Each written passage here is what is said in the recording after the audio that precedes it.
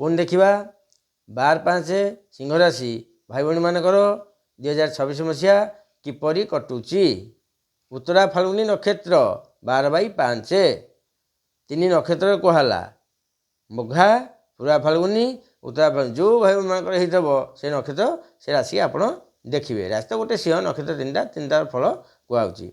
2026 मसीहा ए वर्ष शृंखलित एवं प्रगतिर वर्ष हो आसुअछि। अधिपति रवि ए वर्ष आपण आत्मविश्वास बहुत बढ़ी मुझे करी मुझे चाकरीटा करी मुझे कामटा करी सुनिश्चित टिके एपट सब नहीं। क्यारियर और प्रतिष्ठा कर्मक्षेत्र में आपण प्रभावशाली हेबे। आपण को बड़ दायित्व किंवा नेतृत्व मिल। सरकारी चाकरी चेष्टा करुछंती करंतु किसी असुविधा नहीं। सरकारी काम अटकी रही तेबे वर्षर मध्य भाग मे रु अगस्ट भितर ताहा पूरण हेब।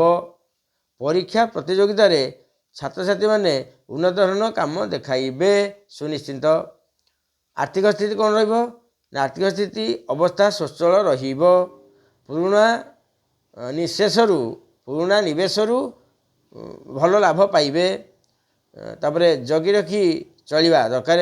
असुविधा भी रही किणवार जहाँ किणवे तब द्वितीयार्धे भी आउरी अधिका प्रथमार्ध जी किण द्वितीयार्ध आउरी अधिका किणाब।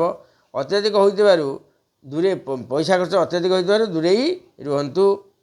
तापर आमर हला उत्तरा फाल्गुनी नक्षत्र ए वर्ष सतर्क रुहंतु नचेत रक्तचाप आखि दोष समस्यायुक्त होई पारे।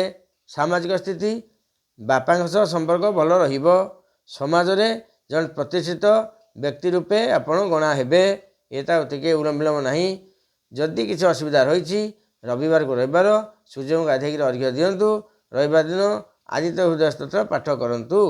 मु जगन्नाथ भाई डाकुची ये जो सिंह राशि भाई मैंने पृथ्वी रहिले से 2026 मसीह बहुत शुभ फल पातु। देखा परवर्ती राशि।